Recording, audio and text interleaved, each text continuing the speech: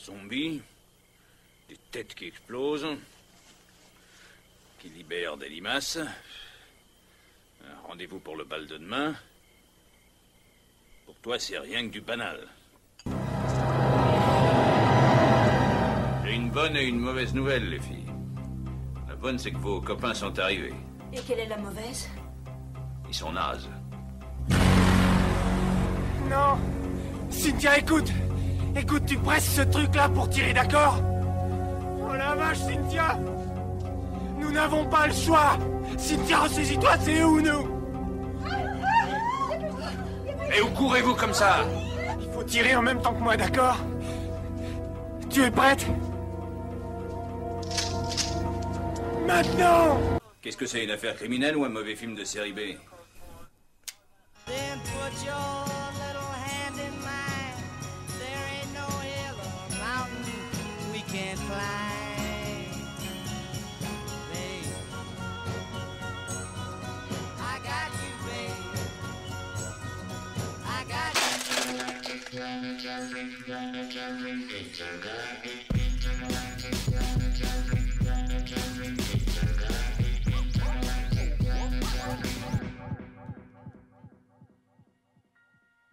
Et hop, bonjour à toutes et à tous et bienvenue sur les congrès de futurologie, émission de science-fiction proposée par l'équipe de programmation des Intergalactiques.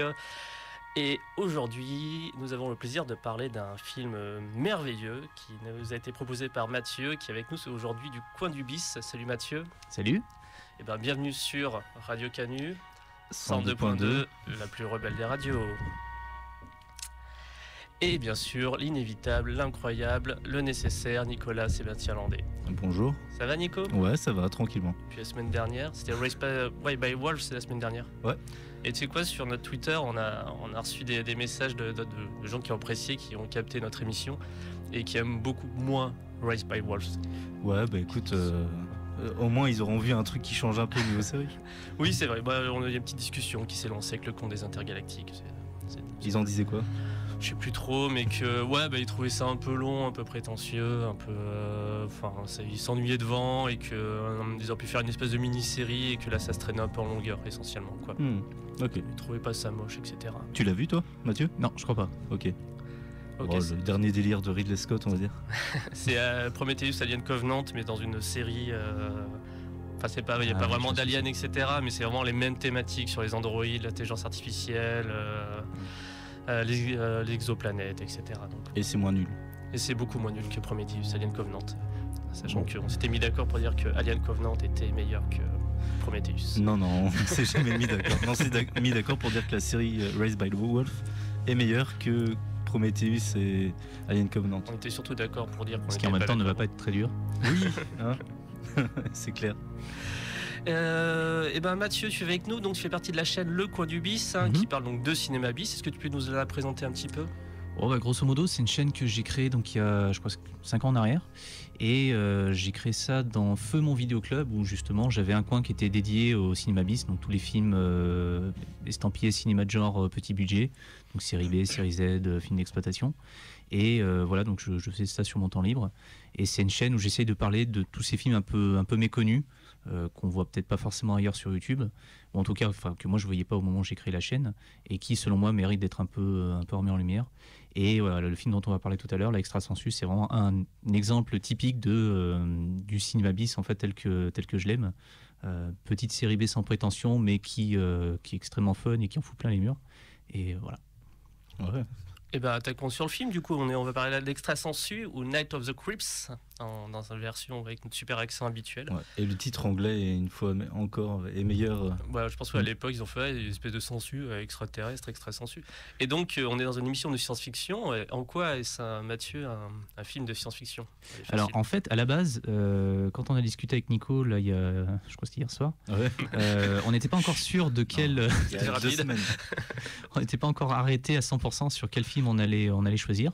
Et moi, je me voyais pas reparler d'un film que j'avais déjà traité en vidéo parce que j'étais longtemps resté sur, je crois que c'était Tetsuo, et je me voyais pas forcément redire ce que j'avais déjà dit.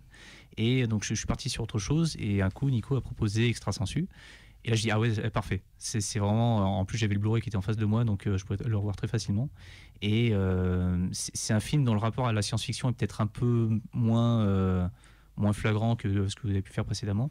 Mais c'est une espèce de film fourre-tout. Enfin, je pense qu'on y reviendra un peu plus tard. Il y a de la SF, il y a du fantastique, il y a de l'horreur, il y a du teen movie, il y a des références dans tous les sens. Il y a du slasher. Il y a du slasher. Enfin voilà, c'est une espèce de mélange complètement dingue. Mais ça démarre par de la pure science-fiction. C'est-à-dire que les premiers plans du film, on voit l'intérieur d'un vaisseau spatial avec un alien qui transporte quelque chose, une espèce de cylindre avec un contenant un peu bizarre, poursuivi par d'autres aliens. Et l'alien en fait qui a le truc dans les mains finit par le balancer en dehors du vaisseau et forcément le truc étrange atterrit sur Terre et puis là le film démarre. Mais du coup voilà, ces extraterrestres on ne les reverra jamais de tout le film. Si Ouais. À quel moment? La fin. On peut spoiler, hein, il date de 1986. Oui, on revoit le vaisseau à la fin, mais les extraterrestres en eux-mêmes, voilà, c'est on les voit 30 secondes au début, puis après c'est terminé. Et du coup, ça annonce d'emblée une espèce de film totalement dingue, parce que voilà, c'est vendu comme une espèce de teen movie slash un peu horrifique. Et on démarre par de la SF, on démarre par une course-poursuite dans un vaisseau spatial avec un truc mystérieux qui passe par la fenêtre et qui atterrit sur Terre. Et après, c'est totalement autre chose. Après, on a une espèce de flashback en noir et blanc où on voit en fait, le moment où atterrit le truc sur Terre. Donc, on est dans les années 50. Donc là, on a une petite séquence de 10 minutes où tout le film est en noir et blanc et où on est dans les années 50 avec tous les clichés que ça peut avoir. Et une fois que cette séquence est terminée, tac, là on bascule dans le présent, donc dans les années 80, et on est sur encore une fois complètement autre chose. Donc le film passe d'un genre à un autre de manière extrêmement fluide et extrêmement rapide. Ouais. Et je trouve que c'est une des forces du truc parce que c'est un premier film, ça je pense qu'on en parlera tout à l'heure, mais on sent vraiment que le gars a voulu mettre tout ce qu'il aimait dedans, quitte des fois à aller peut-être un petit peu trop vite aux yeux de certains, quoi. Et c'est quel pied d'ailleurs, moi quand je l'ai vu la première fois sur feu, la caverne des introuvables, Ouais. quel pied quand même de lancer ce film, de se trouver dans de la SF. Après on a une séquence en noir et blanc dans les années 50 comme tu dis, ensuite on bascule dans le présent. Du coup c'est vraiment généreux. Et quand on parlait du film Robot Vampire avec Jal, on disait que la force de Robot Vampire, s'il y en avait une, c'était d'être très généreux. Et ben là on a un film qui n'est pas un nanar et qui est très très généreux aussi dans tout ce qu'il offre. Et dans sa volonté de divertir, quoi. Ouais. Je regardais un petit peu hier les avis, après avoir revu le film, les avis que je pouvais voir sur internet, et j'étais étonné de voir que sur Sens Critique, il y a des personnes qui le qualifiaient de nanar. Comme toujours. Ça va être ma question. C'est pas possible. En quoi celui du cinéma bis et le nanar se différencient?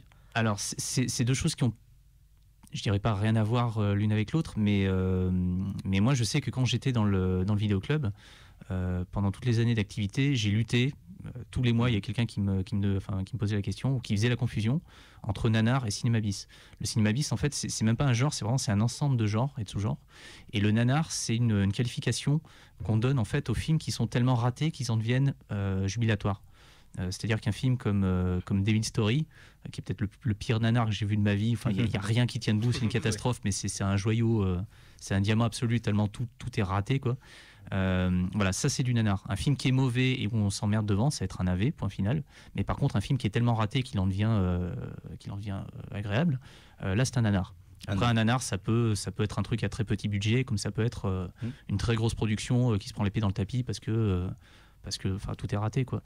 Mais voilà, le cinéma bis, la manière dont on définit le cinéma bis, comme je l'ai fait tout à l'heure, en fait, c'est à l'opposé du nanar, parce que en tout cas pour moi, c'est des films qui tentent des choses avec un très petit budget et qui en fait innovent du fait de ces contraintes budgétaires. Et le cinéma bis en fait est parsemé de chefs-d'œuvre absolus qui maintenant ont été soit reconnus, soit remakés en fait par Hollywood des années après, quoi. Je prends un exemple en fait très rapide. Le cinéma, la mère du cinéma bis, c'est vraiment l'Italie. Tout est parti de là-bas. Et dans l'âge d'or du cinéma bis italien, il y a eu plein de sous-genres qui ont ensuite créé d'autres sous-genres et ainsi de suite. Mais il y a un genre que tout le monde connaît, c'est le western italien, qu'on appelait avec condescendance ici, enfin le western spaghetti. Ouais. Mais le western italien, européen, moi j'ai. ouais, parce qu'il y a du western allemand, il y a du western espagnol, enfin voilà. C'est des coprods.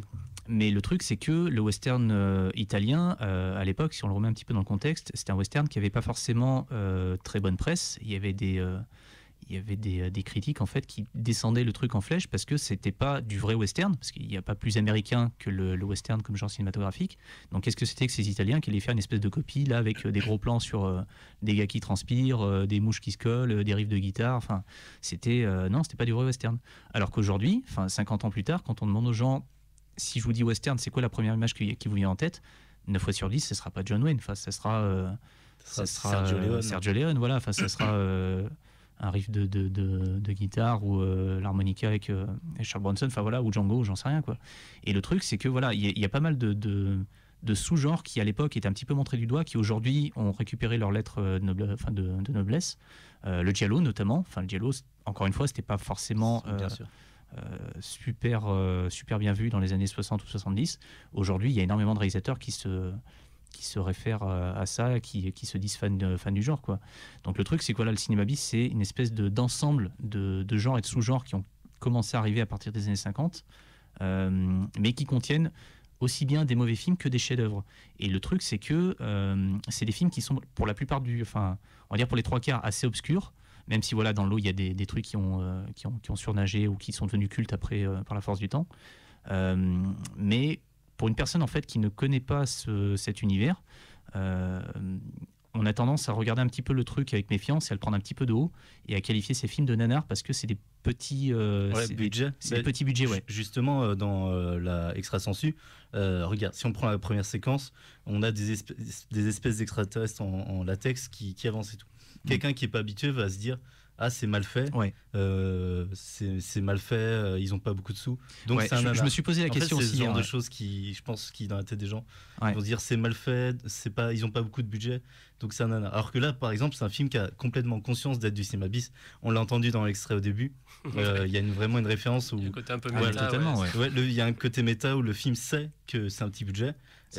Mais c'est pas pour autant que c'est stupide. Si on regarde bien, en fait, à un moment, il y a une personne qui, enfin une victime, je crois, qui est devant un téléviseur et qui regarde un film. Et si on s'amuse à regarder un petit peu ce qu'il y a dedans, c'est Plan 9 from Outer Space, considéré comme un des plus mauvais films de l'histoire de Ed Wood, qui là pour le coup est un vrai nanar. Mais voilà, comme tu disais, les séries B, même si voilà, encore une fois, c'est le propre d'une série B, même si c'est des films qui n'ont pas énormément de budget, ils arrivent à se démerder un petit peu avec ce qu'ils ont. Et au début du film, on voit très bien que ces deux gars en costume de latex dégueulasse où la tête de l'alien, en fait, elle bouge pas, t'as les yeux qui vont de droite à gauche et point final. La bouche est particulière, enfin vraiment, il n'y a rien. Mais je trouve que le réalisateur, en fait, a l'intelligence de ne pas s'attarder dessus, de ne pas faire trop de gros plans pour très vite basculer dans autre chose et basculer dans là où il y a le budget, en fait. Donc dans le teen movie et tout ce qui va découler ensuite avec les zombies et les infectés, quoi. J'ai capté une référence à Ed Wood, une autre, qui est que dans la partie années 50, donc les 5 minutes dans l'introduction du film juste après la séquence science-fiction, la jeune fille qui va se faire tuer par le serial killer est vraiment exactement habillée et a la même coiffure que Glenda de Glenda. Ouais. Elle est blonde, elle avait même fourrure rose là. Et vraiment, j'ai même été regarder sur internet parce que c'était pas trop frais dans ma mémoire, Glenn or Glenda. J'ai regardé, j'ai fait la comparaison. Pour moi, c'est obligatoirement une référence. Ouais, ça me surprendrait pas. Mais je crois que le réalisateur, Fred Decker, était assez jeune quand il a fait le film.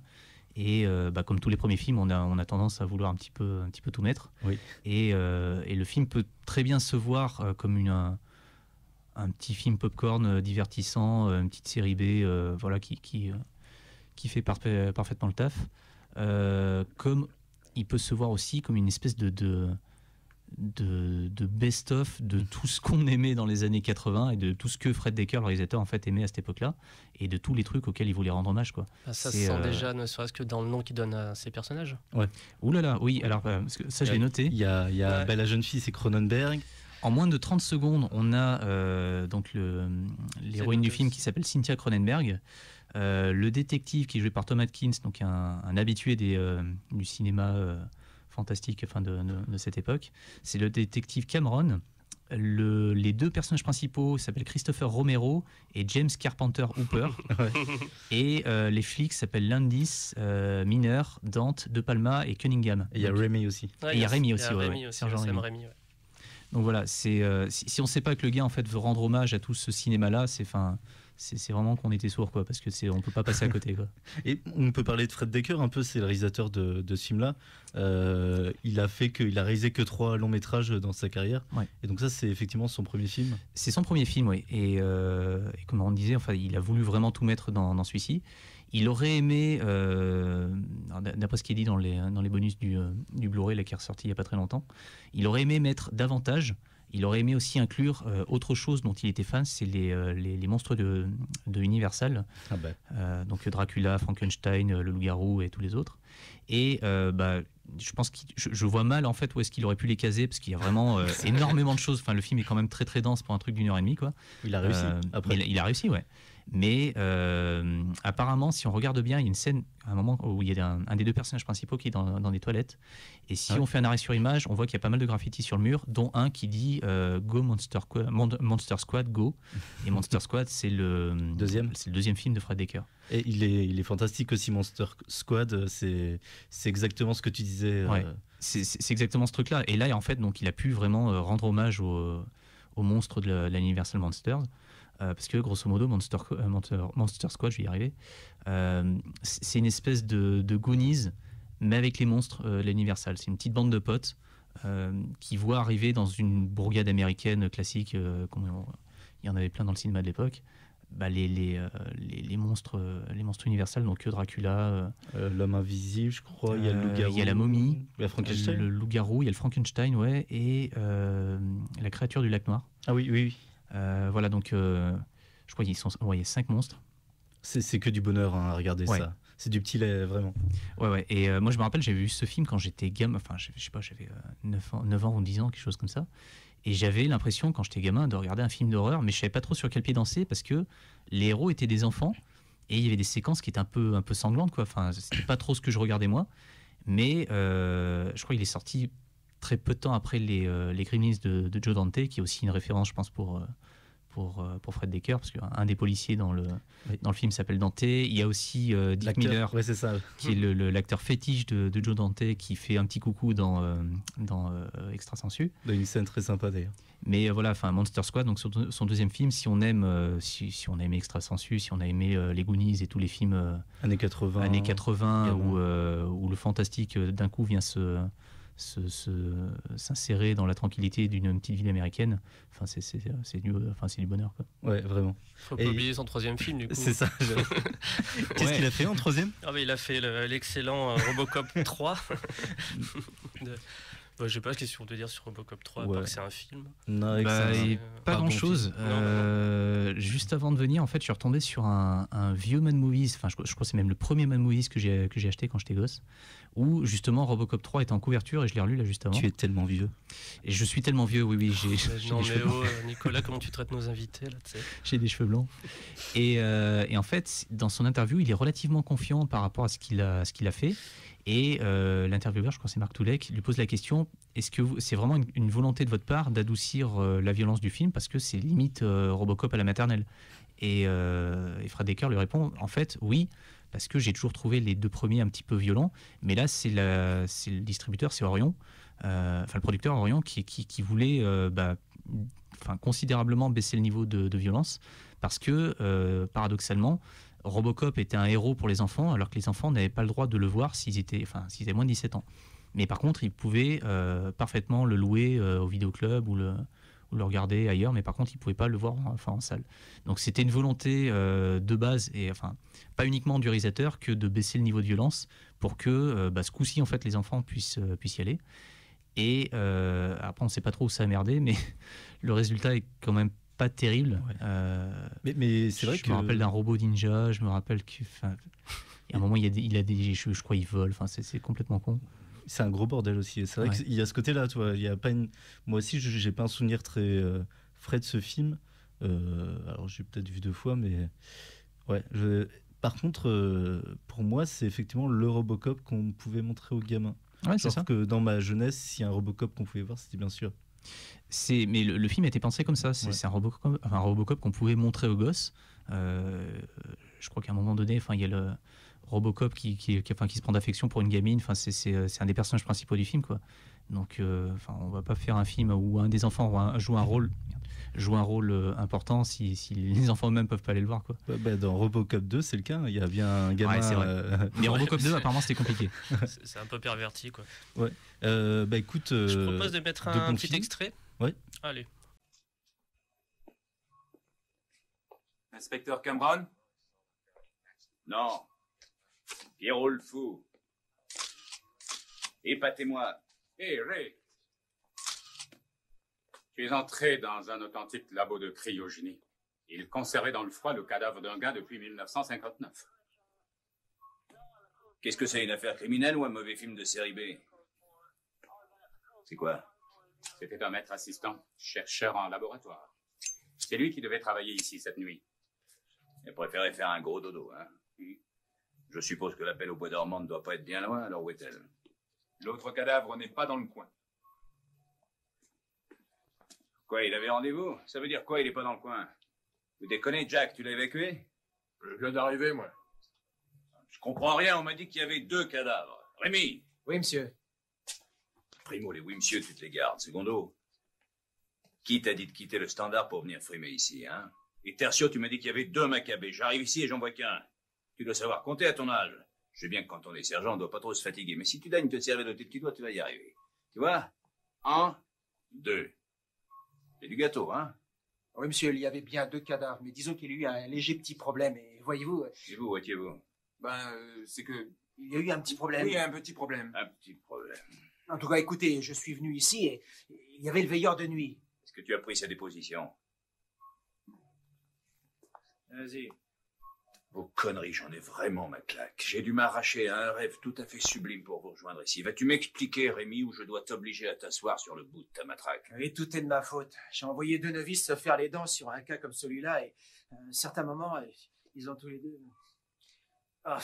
eu envie de pisser. D'accord, c'est parfait, parfait. Du travail de gonzesse, mais parfait. Reste juste un tout petit problème. Des cadavres qui sont restés bien sages pendant plus de 27 ans ne se relèvent pas par l'opération du Saint-Esprit pour prendre l'air en ville.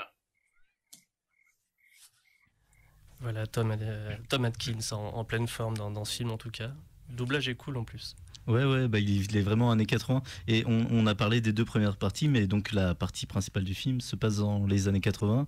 Mais on est vraiment dans l'année 80 bien cliché, comme un film genre La Nuit de la Comète, quoi. C'est très coloré.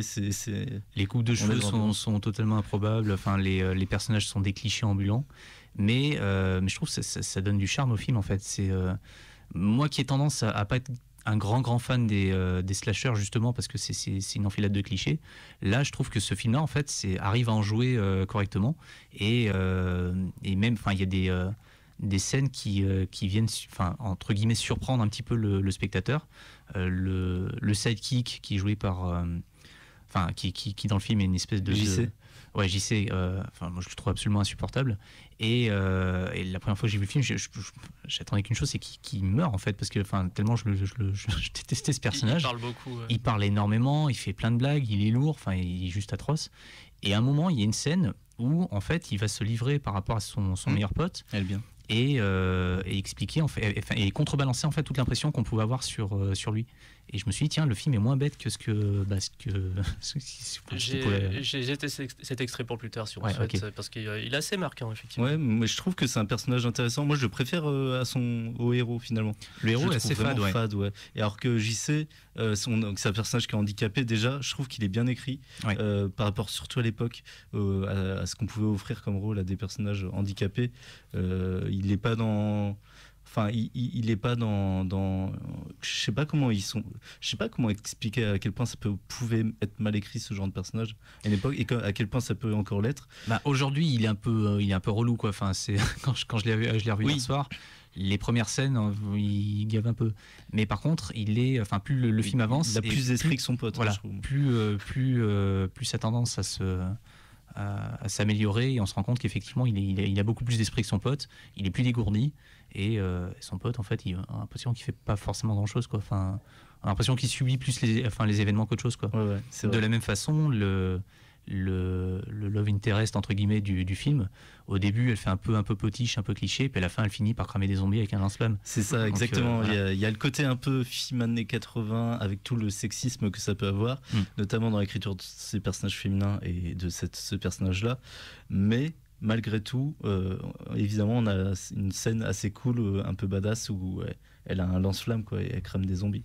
Ouais. Lance-flamme qui s'échange pas mal à la fin aussi. À un moment c'est elle qui l'a, à un moment c'est lui qui l'a. On dirait qu'il se le passe toutes les 3 minutes. Enfin, Ouais, pas puis comme il y a du il y a une collaboration en fait, parce que pour faire simple, en fait, les zombies sont infectés par une espèce de parasite qui va se développer dans le cerveau, et à un moment donné, la tête de la personne parasitée va éclater, et des espèces de sangsues vont en sortir pour ensuite rentrer dans la bouche des personnes qui sont autour, pour ensuite recommencer le cycle, et voilà. Et à partir du moment où on a une sangsue dans le cerveau, on agit comme un zombie, quoi. Et à la fin, lors de la scène finale, quand il y a des zombies un petit peu de partout, le héros et l'héroïne en fait agissent conjointement. Et donc il y en a un qui a un fusil à pompe et l'autre qui a le lance-flamme. Donc le premier explose des têtes à coups de fusil à pompe, et dès que la tête a éclaté et que les limaces en sortent, la deuxième personne en fait les crame au lance-flamme, et donc c'est un travail d'équipe, quoi. Ouais, Ça fait plaisir. Mais ce qui est marrant, c'est qu'en le revoyant, je me rappelais plus trop de cette histoire d'amour, mais je me suis dit, bon, ok, l'intérêt, enfin, le parcours du héros, ça doit être perdre sa timidité envers les filles, etc. Bon, au final, ça arrive, mais au final, le film traite pas trop ce thème-là. J'ai cru, en fait, le film se prend vraiment pas au sérieux et traite aucun thème si ce n'est son histoire. Oui, enfin, on sent vraiment que ce qui intéresse le réalisateur, c'est de rendre hommage en fait à tous les trucs qu'il a aimés au moment où il a réalisé le film, ou un petit peu plus tôt quand il était gamin et qu'il allait voir ça au ciné, quoi. Après, scénaristiquement, c'est pas le film le mieux écrit qui soit, faut pas non plus exagérer. Mais voilà, enfin, pour la petite histoire d'amour, on a l'impression que il y a un petit côté ta gueule c'est magique, quoi. Enfin, c'est d'un seul coup, l'héroïne va lui trouver de l'intérêt, et puis pouf, à la fin ils finissent ensemble. Il a rien fait pour, c'est tout son copain qui a fait les choses à sa place. Copain d'ailleurs qui finit très mal, je crois. Ouais. Mais c'est pas ce qu'on retient du film, quoi. Enfin, leur histoire, elle est gentillette. Enfin, c'est pas ce que je garderais de... Oui, c'est clair. Mais alors, la mort de JC, le sidekick, comme on dit, et là on spoil allègrement, hein, je trouve que c'est la seule qui a du poids émotionnellement, qui est faite de manière a déjà eu ce dialogue où on peut s'attacher à lui. Mais je pense qu'en fait que si elle a du poids émotionnel, c'est justement parce qu'il y a eu ce fameux monologue, enfin, que tu vas passer tout à l'heure, qui donne en fait de l'épaisseur supplémentaire au personnage, là où s'il n'y avait pas eu ce moment-là, ça aurait été juste un sidekick idiot qu'on aurait souhaité voir mourir le plus vite possible, quoi. Moi j'ai pas ça avec ce personnage. C'est peut-être parce que je suis un peu comme lui, je troll un peu comme lui, mais je l'aimais bien, moi, ce personnage. Dès le début, je veux dire, il fatigue la tête, hein. Mais non, j'étais en train de l'écouter, il parle beaucoup. Ouais, il arrête jamais, quoi. Enfin, je veux dire, il fait toujours des actions, tu comprends pas. Enfin, mais je trouve qu'il est beaucoup plus dégourdi dans ce qu'il dit, plus sensé, etc. Et voilà, c'est quelqu'un, je vais le défendre, qui aime la vie. Tu vois, il y a ce côté-là qui est vraiment qui profite de la vie, qui se plaint pas. Et je trouve que c'est plutôt agréable avec son pote à côté qui geint parce qu'il n'arrive pas à inviter. Même s'il peut paraître agaçant au début du film, il est mieux écrit, plus intéressant que le héros. Oui, bien sûr. Le héros, c'est un peu une endive qui subit les choses, et à la fin, il repart avec la fille dont il était amoureux. Il a tué 2-3 zombies, mais est-ce qu'il s'est vraiment démené pour que ça arrive? Non. Enfin, soit c'est arrivé tout cuit, soit c'est son copain qui a fait les choses à sa place, quoi. Et même pire, quand elle vient se livrer à lui avec son pote, et que il y a vraiment ce moment-là où elle s'attache à lui, c'est quand même une scène où pendant qu'elle pleure sur son épaule, il fait signe de victoire avec son pote. Donc en gros, vraiment, le héros, il est pas appréciable, je trouve. Non, mais le vrai héros, de toute façon, c'est Tom Atkins, hein.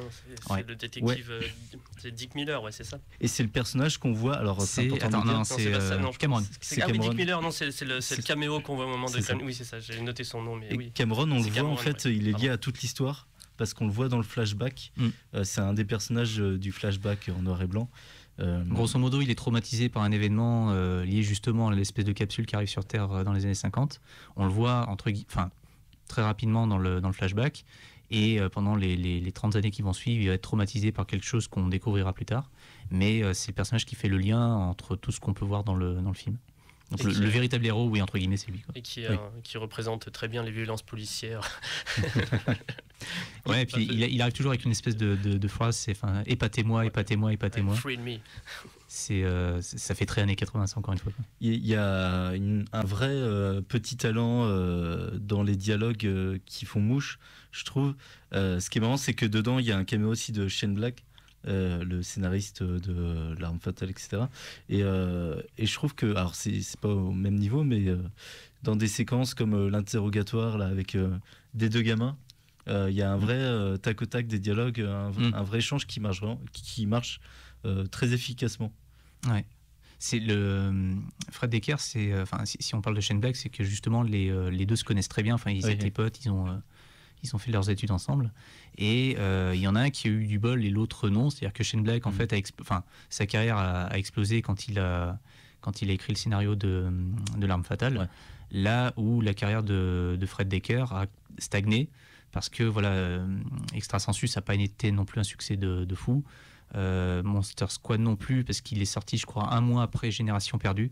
Qui est moins bien. Oh, okay. Je préfère Monster Squad, mais je pense que ça jouait un petit peu par rapport Moi, j'adore Génération Perdue. Et Robocop 3, qui a été un échec, parce que c'est pas bien. C'est pas bien. Donc le truc, c'est que le gars n'a fait que 3 films. Et il aurait largement pu continuer en fait à en faire d'autres si ça s'était un petit peu mieux passé, parce qu'on sent vraiment que le gars est passionné, on sent qu'il y a une vraie volonté de bien faire, mais je sais pas, le destin a joué contre lui. C'est ça. On l'a revu dernièrement dans le remake, dans le dernier Predator. Le dernier Predator, je sais pas comment le qualifier. C'est The Predator. The Predator, qui est réalisé justement par Shane Black. Ils étaient co-scénaristes. Et on sent bien la patte de Shane Black. On sent des fois qu'il y a des touches de fun qui font très Fred Decker, mais le film est pas terrible. Il est. Faut dire ce qu'il est, c'est pas ouf. Il est Ouais, moi si je le prends comme ce qu'il est et qu'on abandonne toute envie d'être un prédateur, etc. aussi. Et ça passe bien, je trouve. C'est parce que ça va tellement dans l'absurde, justement. Enfin. Ouais, ça, mais le Predator, c'est pour moi c'est vraiment le monstre où il n'y a pas de avec l'alien, où l'absurde en fait n'a pas sa place. C'est oui, du coup ces deux monstres en fait qui sont tellement parfaits en termes de conception d'esthétique, qui sont tellement effrayants, qui ont tellement laissé en fait des images marquantes dans l'histoire du cinéma que les prendre en dérision, pour moi, c'est une faute. Et le fait que Shane Black était acteur sur le premier film, je crois que c'était même une taupe de la production pour voir que les choses se passent correctement, ça justifie pas le fait qu'il fasse sa version, qu'il rajoute de l'humour par-dessus pour coller à son univers lui. Alors je comprends l'intention de base, mais le résultat fait que, je sais pas, The Predator aujourd'hui, tout le monde l'a oublié en fait.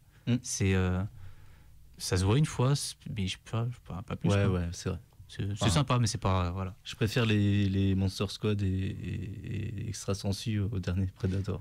Oui, parce que je sais pas, je vais voir Predator, j'ai envie de voir un truc d'action, d'avoir un peu peur, j'ai pas envie de rire en fait. Effectivement, je pense que c'est surtout ce qui a joué en sa défaveur, c'est que ça prend une direction vraiment inattendue et voilà, que personne ne voulait peut-être. Il y a Fred Decker aussi co-scénarisé House. Oui, alors à la base, il est à l'origine du scénario. C'est ça. Qui est très sympa aussi. Qui est très sympa, ça fait très longtemps que je ne l'ai pas revu. Mais voilà, c'est un mec qui avait une vraie passion pour le genre et qui a tiré les mauvaises cartes et qui a fait que, après Robocop 3, c'est un peu fini, ouais. Ouais, mais effectivement, du coup, dans Extrasensu, je trouve qu'il y a, on voit qu'il maîtrise bien les dialogues, quoi, et que c'est efficace.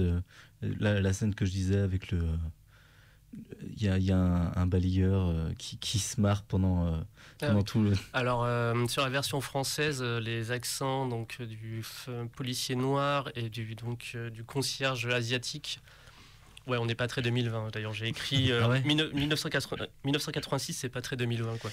Bah, la VF, ouais, je l'ai pas sélectionné parce que c'est. J'ai revu en VO. Ah ouais, bah la VF, ouais, ils ont vraiment mis un accent de vieux chinois, enfin de vieux asiatique, pardon, et de vieilles asiatiques, enfin vraiment avec tout ce que ça peut avoir dont on n'accepterait plus du tout aujourd'hui, quoi. Mais moi, ça me fait penser finalement un peu, alors, pas avec le même talent de réalisation, mais à du Edgar Wright, tant dans les petites références partout. Genre, j'ai remarqué que il y a un mec un peu insupportable qui s'appelle Brad. Sa plaque d'immatriculation, c'est Bradster, et j'ai noté, It isn't easy being perfect.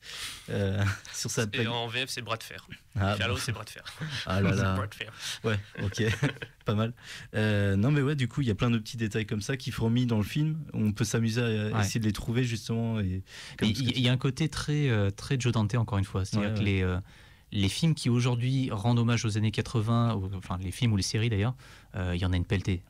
Il en sort tous les mois. Enfin, c'est moi qui adore les années 80, je commence à avoir franchement à saturer. Il y a une mode des années 80 en ce moment. Je t'assure, c'est fou. Mais voilà, enfin, ça n'empêche pas qu'il y ait de très très bonnes choses dans ça, mais tu penses à quoi? Je pense, alors c'est pas forcément des films qui sortent en salle ou quoi, mais il y a des réalisateurs indépendants ou des collectifs qui font de très très bonnes choses. Je pense notamment à 2 exemples là, que j'ai vus il y a très peu de temps. C'est un court-métrage qui s'appelle Hopkins, réalisé par Benjamin Combe, qui avait fait Commando Ninja, qui est un film qui avait été financé via Ulule ou un Kickstarter, je crois, et qui est un hommage au film d'action des années 80, qui était plutôt cool. Et là, il y a une espèce de préquel qui est sorti donc, sur YouTube il y a quelques semaines. Ça s'appelle Hopkins, et c'est vraiment chouette. Et le deuxième, c'est un collectif qui s'appelle Mess Brothers, qui ont financé là aussi via un Kickstarter un film dont j'ai oublié le nom. Si, voilà, Cyborg Deadly Machine, qui fait, je crois, 50 minutes, mais c'est 50 minutes d'hommage à tous les films d'action des années 80 et de SF, parce que il y a un côté très Terminator. Et Benjamin Combe, on peut voir ses films gratuitement sur YouTube d'ailleurs. Ouais. Donc voilà, Benjamin Combe et Mess Brothers. Enfin, si vous aimez les années 80 et les petites séries B faites avec 3 francs 6 sous, mais où le résultat en fait à l'écran claque, voilà, c'est là-bas qu'il faut les faire un tour. Avec un cœur gros comme ça. Voilà. Non, mais du coup, voilà, ça c'est les trucs. Enfin, je les cite parce que c'est pour moi 2 exemples qui sont généreux, qui sont réussis, alors qu'on devine que le budget n'était pas non plus sans sas. Là où il y a des trucs qui ont un énorme budget et qui se contentent bêtement de faire de la citation, mais on se fout royalement de ce qui se passe à l'écran, quoi. Ça serait quoi pour vous le pire on va dire produit cinématographique qui a été fait récemment en Kung mode Fury pour moi. Kung Fury? Je peux pas Kung Fury. Ah, moi j'adore Kung Fury. Ouais, je peux pas. Mais Kung Fury, c'est tout ce que je déteste dans le revival années 80. C'est marrant. Enfin, j'ai rigolé, puis après j'ai vu les gens qui étaient un peu en pamoison devant ce truc. J'ai fait mais non, quoi. Puis ça soulève des thunes. Enfin, c'est non. Et puis je peux pas supporter la nostalgie des années 80. Elle m'énerve au plus haut point. Mais ah bon? Mais enfin, la nostalgie actuelle, je l'ai aussi, celle du cinéma bis que je regardais en VHS, etc. Quand j'étais jeune, moi, bien sûr, je kiffe ça. Je viens de là. Mais c'est ce qu'on en fait, quoi. Stranger Things aussi m'a beaucoup énervé. Stranger Things, la saison 1, elle fait illusion, on trouve ça sympa. Mais après, on voit que ça commence à tourner un petit peu en rond. Et plus on avance, plus c'est chiant en fait. Et puis le SAD, qui est sorti dernièrement, quoi. Qui, ça se passe dans les 50, il cale ça dans les années 80, etc. Une histoire des gamins. Ouais, non, tout en général, tout ce qu'il peut dire, les années 80, c'était merveilleux. Enfin, c'est très énervant. Bientôt, c'est des années 90, alors je vais être encore plus énervé parce que j'étais moins jeune. C'est vrai que ça commence à être les années 90 même. Ouais, on s'en a de ouf. Ouais, mais c'est tant mieux, j'ai envie de dire, parce que les années 80, on en bouffe depuis un moment, quoi. Donc, au bout d'un moment, il est temps de faire le deuil et de passer à autre chose, quoi. Je pensais que ça allait être fait quand Ready Player One est sorti en salle et qu'on allait enfin tirer un trait là-dessus et passer à autre chose. Mais non, ça a continué derrière, quoi. C'était, je voyais mal comment on pouvait passer derrière un film comme ça, sachant que il écumait le sujet. Enfin, il a traité, il a pris le sujet par le corps. Enfin, il a juste évacué du bouquin initial. En fait, Spielberg a juste évacué du bouquin initial les références faites à son propre cinéma. Mais sinon, enfin, moi, j'ai adoré en fait tout le reste. Ouais. Mais si on lit entre les lignes, en fait, le discours de Spielberg, à la fin de Ready Player One, c'est bon, les années 80, machin, se mettre dans une espèce de concours, tout ça, c'est très bien. Mais il y a autre chose aussi. Ouais, Faut c'est sortir, totalement ça. faut découvrir d'autres choses. Voilà quoi. Je connais pas mal de personnes en fait qui ont haï le film parce que le message de fin, c'est les jeux vidéo, c'est pas bien, il faut Non, sortir. c'est pas ça. Non, c'est pas ça, c'est Bien pas sûr. ça du tout en fait. Spielberg, c'est un gamer. Mais pour moi, on pouvait pas avoir de plus bel hommage aux années 80 et de plus bel enterrement entre guillemets que un film qui justement parle de ça, réalisé par le gars qui est à l'origine même de la fascination qu'on peut avoir pour cette décennie. Et pour moi, c'était vraiment le film qui aurait dû terminer ce truc-là pour qu'enfin on puisse passer à autre chose. Ça n'a pas été le cas. Et là où en fait je trouve que Extra Sensu est un film peut-être pas précurseur, mais un petit peu pour moi en avance sur son temps, c'est que c'est avec les films de Joe Dante, c'est un des films qui, alors qu'il est en plein dans les années 80, Ouais, c'est ça. parlait déjà de cet amour pour les années 80 et de toute la pop culture qu'il y avait dedans. Ouais, parce qu'il y a des hommages à Sam Raimi, alors qu'on était, je veux dire, on était à 2-3 ans de ses premiers. Evil Dead, etc. c'est 80, ça c'est 86 ou à 6 ans, donc Ouais. c'était le début de sa carrière à Sam Raimi, quoi. Puis ça avait marqué, quoi. Puis à l'époque, il n'y avait pas autant de productions qui sortaient toutes les 4 matins. Enfin, ça faisait partie Ouais. des gros trucs qui sortaient, en tout cas qui avaient marché, qui avaient été vus. Puis c'est marré, quoi, tout simplement. D'ailleurs, en petite référence, histoire de les compiler, vous avez remarqué aussi le générique de début, c'est Oui. un gros hommage à Shining. Ouais, c'est un lettrage bleu qui défile. qui défile du bas vers le Donc, haut. j'étais en train de préparer ma montée à ce moment-là. Enfin, moi, je dis, c'est le générique. J'étais en train de faire monter à côté. Donc, du coup, j'ai pas trop regardé le générique, j'écoutais la musique. Et puis le Creep, c'est écrit comme Creep Show aussi. D'ailleurs. Oui.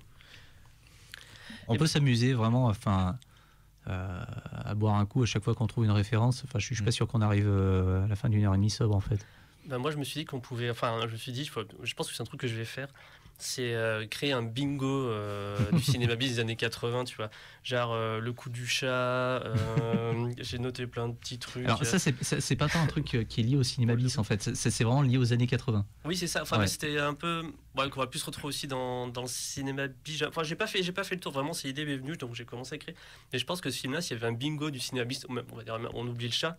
Je pense qu'on avait de quoi. Dick Miller, l'acteur de 3 trucs comme ça. Même Tom Atkins, qui a fait Fog, New York 97, Creepshow, Maniac Cop.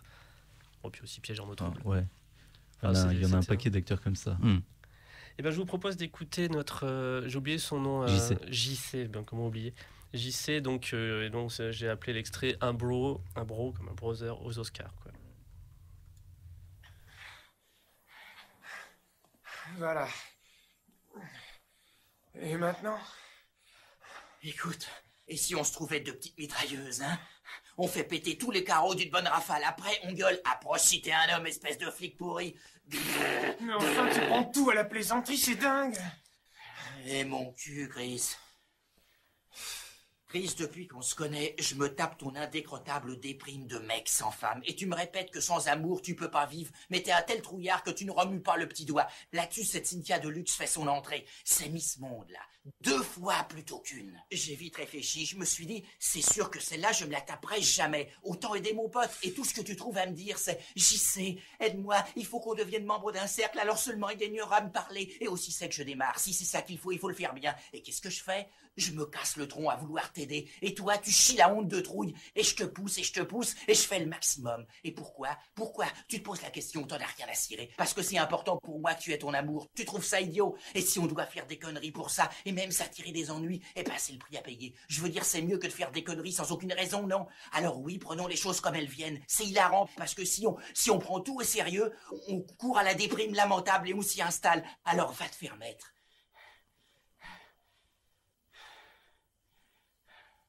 Oui, ben va te faire mettre aussi.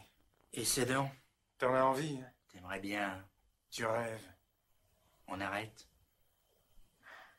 Pardonne-moi, j'ai été idiot. Tu vois, là, pour le coup, Ouais. je trouve que c'est vraiment bien écrit dans le sens où, bon, il y a sa petite tirade Mhm. qui explique pas mal de choses dans le personnage, et il y a la fin de dialogue immature des deux, et elle est vraiment réaliste. Je veux dire, il y a vraiment des potes qui pourraient avoir ce dialogue. Je trouve que c'est de cet âge-là, etc. Et, Mais elle est surprenante cette séquence. ouais, Enfin, quand il fait elle ce est- discours, tu t'y attends pas trop. Tu entends ça fait 3 quarts, enfin une demi-heure, tu l'entends, blablabla. Enfin, je sais pas, même 20 Faire minutes. des Enfin, c'est blagues. long, quoi. Puis Mais de coup, il non. te sort ça, t'es là, qu'est-ce qui se passe, quoi. Enfin, ça marque. Enfin, moi aussi, j'ai pensé, j'ai dit, ouais, faut absolument que je la récupère celle-là, quoi. Sur les réseaux, mettez hashtag TeamJC pour moi, pour dire qu'il n'est pas aussi insupportable qu'il le dit. Ça va trender sur Twitter. Mais ouais, je trouve que toi, il saisit bien un vrai dialogue réaliste de deux jeunes étudiants en première année, des vacheries qui peuvent s'envoyer. Enfin bref, je trouve que c'est plutôt bien écrit Non, ça, en général. j'ai beaucoup aimé aussi. Ouais. Enfin, c'est vrai que le moment, bon, on l'a déjà dit, mais le personnage devient vraiment cool, quoi. Ah, puis un truc aussi que moi j'aime beaucoup, mais alors après c'est mon amour pour le vice en fait qui parle, Mhm. c'est que pour un film entre guillemets un peu teen movie, il y a quand même pas mal de têtes qui explosent avec des Ouais. trucs dégueulasses qui en sortent, quoi. Et même si là aussi aujourd'hui la HD ça pardonne pas, donc on voit en fait toutes les poupées, les animatroniques, les machins qu'on voyait peut-être pas forcément avant si on regardait le film en fait sur un écran cathodique en VHS. Mais je trouve, enfin, le film vieillit plutôt bien et il y a des effets qui tiennent encore vraiment bien la route. Aujourd'hui en 2020, quoi. Quand les sangsues tombent sur le sol et se mettent à cavaler Ouais, pour c'est chercher vrai. c'est extrêmement bien fait, quoi. Elles vont super vite. Elles vont très vite, enfin, ce sont juste dégueulasses à regarder. Et si on devait chercher en fait une espèce d'équivalent moderne à ce film-là, ce serait un film qui s'appelle Horribilis, qui est réalisé par il est bien. James Gunn, Ouais. qui je pense en fait est allé largement puiser dans ce film-là pour aller faire le sien, parce qu'on est très clairement sur la même chose. Un truc dégueulasse qui vient de l'espace, qui atterrit sur Terre, qui va contaminer une petite bourgade américaine, et ces espèces de trucs gluants qui vont s'insérer dans les gens, et les gens vont éclater, et ainsi de suite. Donc ouais, il y a pas mal de similitudes, mais je préfère en fait les limaces en latex de Extra Sensu plutôt que celles numériques en fait du film d'Horribilis en fait. J'ai pensé à quelqu'un d'autre aussi sur les influences, ou qui ça aurait pu influencer, mais ça peut rappeler aussi un premier film de Peter Jackson, par exemple. Ça, on peut revenir un peu sur Bad Taste ou même carrément Branded, quoi. Alors, Bad Taste en fait a été fait pratiquement en même temps, je crois. Bad Taste c'est 86 ou 87. C'est pas 89 Bad Taste Il a mis des années, non, il a mis des années en fait à sortir. Je crois qu'il y a eu 4 ans de tournage. 4 ans, ouais, c'est ça. Mais non, c'est 87 Bad ouais Taste. C'est 89, mais il y a eu c'est- 4 ans de tournage. Début 90, c'était les Feebles. Ouais. Ah oui. Et, c'est bien, ça. et 1 an ou 2 ans après, c'était Branded. Ouais. Que des bons films. Ah ouais, tiens, mais t'as raison, ouais, Feeble, c'est 89-90, enfin de mémoire, et effectivement, j'aurais mis Bad Taste à cette époque-là, mais non, t'as raison, ouais, bien sûr. Et regardez Forgotten Silver. Oui, c'est très bon ça. Et Créatures Célestes. Bah oui, en fait, regardez tout. Mais je dis pas, enfin, je veux pas dire de bêtises, mais il me semble que dans le Mad Movies que j'ai feuilleté tout à l'heure, en couverture avec Robocop 3, tu avais aussi un petit article sur les Feebles. Je crois qu'ils sont sortis quasiment en même temps, quoi. Donc au moment où Fred Decker voyait sa carrière se casser la gueule, celle de Peter Jackson commence à décoller, quoi. C'est marrant parce qu'on était jeunes, je pense vous aussi, vous aviez les potes qui avaient les VHS de Blended ou de Bad Taste, où c'était un peu, parce qu'il y avait encore le fait de se passer les films qu'on ne trouvait pas sur internet, etc. Et The Feebles, j'en entendais jamais parler. Je sais pas. The Feebles, en fait, c'est. Maintenant, oui. Oui. Un peu. Maintenant, oui, mais à l'époque, en fait, c'était des 3 premiers films de Jackson, c'était clairement le moins connu. Parce que là où on peut, entre guillemets, tolérer que son ado regarde des films d'horreur avec du sang, machin, des marionnettes, en fait, qui baisent, qui se droguent, qui font des plongeons dans les chiottes et tout, bon, c'est peut-être un peu plus compliqué, quoi. Mais après, enfin voilà, le fait que ça soit un film de marionnettes aussi, ça peut tromper, ouais, ça peut tromper des parents, ça peut même aussi tromper le spectateur ou voire même le saouler d'entrée de jeu, quoi. Oh non, un film de marionnettes, ça m'intéresse pas. Ouais. Regarde, il y a des marionnettes, chouette film et tout. Ça se voit rien que sur la jaquette quand même. Petite chanson finale. Mais d'ailleurs, petite info au passage, en fait, j'ai énormément là où je travaille actuellement, de personnes en fait qui me demandent si ces films existent en DVD. Alors oui et non. Bad Taste est sorti en DVD, je crois que c'est à l'époque où la communauté de l'anneau était sortie en salle. Donc le DVD il aura bientôt 20 ans. Les 2 autres en fait n'existent pas en France. Alors il y a quelques éditions DVD des Feebles et de Branded, mais qui sont sorties dans d'autres pays, voilà. Et je crois même que la version la plus connue de Branded est coupé. Enfin, il doit manquer des plans gore dans le truc. Et si en fait les films n'arrivent pas, c'est juste parce que depuis des années, Peter Jackson bloque les droits. Si on cherche en fait à diffuser ces films, c'est non. On a connu ça avec Ouais. les Intergalactiques en fait. On voulait C'est pas possible. On devait faire une soirée Meet the Feebles à la boulangerie du Prado, enfin tu vois, Ouais. petit espace associatif en mode on s'en fout quoi. Et ils ont vu l'événement Facebook quoi, et on a reçu le courrier officiel. C'est Ouais, pas non, possible. faites pas ça en prison quoi. Enfin avocat quoi. Ouais. Et, Et donc, apparemment, c'est ça un événement Facebook, quoi. ça fait des années que Peter Jackson est censé bosser sur une restauration, mais ça fait des années que qu'on ne voit rien venir en fait. Mais ça, Ok. ça va venir, je pense, parce que toi, je parlais de Forgotten Silver. Moi, je l'ai diffusé à Lyon, et on a diffusé un nouveau master qu'ils ont fait eux-mêmes, Ouais. et qui venait juste de finir. Donc je me dis que ils doivent être en train de faire la même chose pour les autres films. C'est peut-être. Ouais, mais et vu ça fait qu'il est- ça fait 10 ans qu'il Ouais. dit ça en fait. Ça fait 10 ans qu'il annonce Alors le fait qu'il de les fait. vouloir revenir au cinéma d'horreur, de faire Bad Taste 2, de restaurer Ça ses serait films. bien. Je les restaure en HD. Ah bah non, je vais les restaurer en 4K. Ah bah non, je vais. Et on voit rien. Ouais, et ça va faire le Hobbit pendant ce temps-là quoi. Et ça fait le Hobbit. Ouais, Ça fout la c'est mort, triste. ça fout la mort. Ouais. Non, parce que à part le Hobbit, il a rien fait de mauvais, je dirais, non.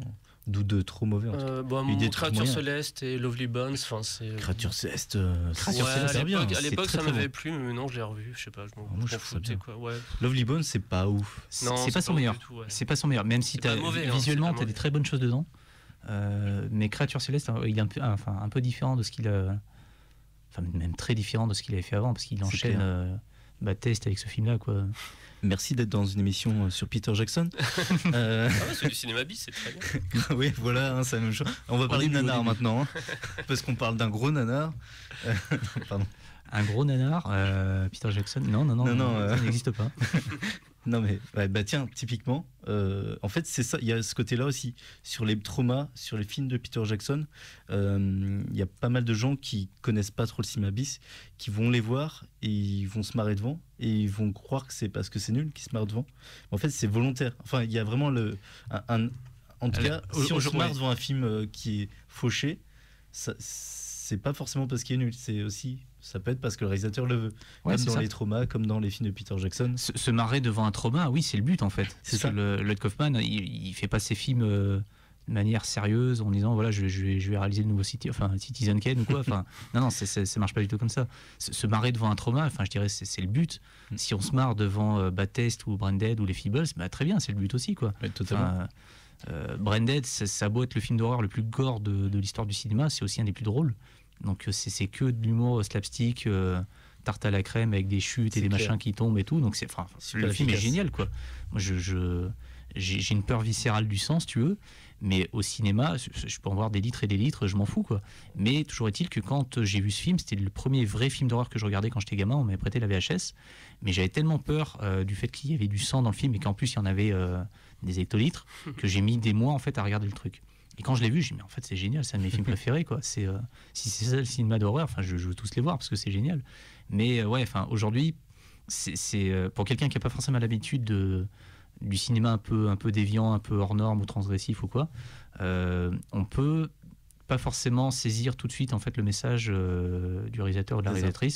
réalisatrice. Et du coup, si on est un petit peu en dehors du truc, la défense qu'on va avoir face à ça, c'est d'en rire. Ouais, ça. C'est justement aussi pour ça qu'il y a des personnes qui, quand elles vont voir en fait un film d'épouvante en salle, à partir du moment où elles commencent à avoir peur, vont dédramatiser le truc en rigolant. Et je trouve ça assez agaçant quand tu vas au cinéma, que tu vas voir un film d'épouvante, donc tu y vas pour avoir peur, que tu aies des personnes en fait qui te flinguent la séance parce que elles sont en train de rigoler à côté, juste parce que elles sont pas au courant qu'un film d'épouvante c'est censé faire peur. Enfin, mais bref, il y a un souci à ce niveau-là, je pense. Et il ne reste plus beaucoup de temps, mais on peut parler vite fait de ta chaîne. Tu as sorti deux vidéos très récemment. Il y en a une qui est beaucoup plus longue que l'autre. Une de 3 minutes et une de 44 42, je crois. 42 minutes. Ouais. Qui parle, donc si tu peux nous en parler, faire la promotion. Alors, c'est un sujet que je voulais traiter depuis très longtemps. C'est une vidéo sur la catégorie 3. Alors, la catégorie 3, c'est quelque chose d'assez particulier parce que, grosso modo, c'est un sous-genre du cinéma hongkongais, mais qui est très très connoté film extrêmement violent, sexuel, bizarre, transgressif ou quoi. Et il y a toute une histoire derrière que moi je trouve passionnante, parce que ce qu'il faut savoir, c'est que dans les années 80, quand il y a eu toute la nouvelle vague hongkongaise, avec Jackie Chan, avec Tsui Hark, avec John Woo, enfin tous les grands noms qu'on cite habituellement, en parallèle, il y avait plein d'autres films complètement ravagés qui sortaient, mais dont on ne parlait pas. Si on prend par exemple il y a un bouquin qui s'appelle l'Encyclopédie du cinéma hongkongais, qui est une espèce de pavé absolu. La catégorie 3, je crois, il y a 3 pages dessus. Ah oui, donc c'est extrêmement rapide. Heureusement, en France, on a, je crois, ce qui est pour le moment en fait le seul bouquin dédié à la catégorie 3, qui est écrit par Julien Cévéon, qui est un spécialiste du cinéma asiatique, qui a été en fait ma porte d'entrée par rapport à ça. Et donc, il y a 1 an et demi, je crois maintenant, je me suis dit, tiens, je vais, pour relancer la chaîne, parce que je l'avais mis en stand-by pendant un petit moment, je vais faire un truc sur la catégorie 3, mais je vais choisir volontairement de ne pas relire le bouquin. Je vais faire selon mes souvenirs et je vais faire par rapport aux découvertes, par rapport à ce que je pouvais trouver à droite à gauche. Et j'ai passé, je sais pas, 1 mois ou 2 mois à ne regarder quasiment que ça. Donc à la fin, il m'a fallu ouvrir un peu les fenêtres et regarder des Disney. Et voilà, changer un petit peu d'univers. Parce que du coup, c'est des films très extrêmes. C'est des films très extrêmes. En fait, vous en avez sûrement rarement vu. C'est ça. C'est très particulier parce que, grosso modo, la catégorie 3, en fait, c'est une classification. Parce que suite à un scandale, en fait, au milieu des années 80, une classification pour les films hongkongais a été créée un petit peu en urgence. Donc catégorie 1, c'était les films tout public. Catégorie 2, c'était déconseillé aux enfants et aux ados. Et catégorie 3, c'était interdit aux moins de 18 ans. Sauf que les films interdits aux moins de 18 ans à Hong Kong correspondent en fait à ce qu'on a nous en France avec les interdits aux moins de 16 ans. Donc c'est pas c'est pas des films porno en fait, c'est pas du X, mais c'est des films qui sont extrêmement violents ou extrêmement sexuels que nous en fait on pourrait ranger dans la catégorie interdit aux moins de 16 ans. Le truc c'est que quand ce truc-là a été créé donc en 1988, il y a quelques films qui sont sortis donc qui étaient déjà bien allumés. Et en 89, donc 1 an après, il y a eu le massacre de la place Tiananmen. Et d'un seul coup, en fait, les Hongkongais se sont rappelés que potentiellement, en 1997, quand la rétrocession allait arriver, leur avenir, ça allait être ça. C'est le massacre en fait causé par le gouvernement chinois en fait sur la place Tiananmen allait peut-être annoncer ce qu'ils allaient eux vivre en 1997 quand la rétrocession allait arriver et que Hong Kong allait redevenir chinois. Donc, à partir de ce moment-là et jusqu'en 97, ça a été la foire à n'importe quoi. Il y a eu énormément de films labellisés catégorie 3 qui sont sortis parce que c'était une espèce d'exitoire, quoi. Il fallait profiter de la liberté qui était accordée à cette époque le plus possible avant que cette liberté potentiellement ne dégage, quoi. Donc, c'est des films qui sont outranciers au dernier degré, mais qui, c'est ça qui m'intéresse moi, si on s'amuse en fait à lire entre les lignes, disent énormément de choses, des peurs et des angoisses hongkongaises en fait de l'époque. Et c'est une super vidéo que je conseille à tous ceux curieux du cinéma de genre et du cinéma asiatique. Il y a plein de films que j'avais jamais vus dans cette vidéo. J'en ai découvert plein, mais il y a des trucs improbables. Oliver Jean versus Evil Dead, je savais même pas que ça existait, tu vois. Enfin, c'est des trucs. Mais ça donne envie. Après, ce qui est effectivement dommage, c'est que la plupart sont pas trop trouvables en France. Pour le moment, oui. À part en ligne, illégalement. Pour le moment, oui. Ceci dit, il y a des Master HD qui ont été faits parce que pendant très longtemps, Hong Kong en fait ne restaurait pas ses films. C'était un enfer pour mettre la main dessus. Mais là, depuis quelques temps, ils se sont aperçus qu'ils avaient un petit patrimoine et qu'il fallait faire les choses correctement. Et voilà, il y a des gros classiques qui ont été restaurés depuis. Mais moi, ce qui m'intéressait, c'était de voir si vraiment, vu que ces films-là critiquent la Chine, mais en utilisant des chemins de traverse, tout ça, je me demandais si vraiment ça allait être restauré ou si ils allaient mettre un tapis dessus en disant on n'a pas fait ça, enfin si ça allait être oublié, quoi. En fait, si, certains ont été restaurés en HD. Dernièrement, j'ai vu en salle The Untold Story, qui est un des grands classiques du genre, donc la copie est magnifique.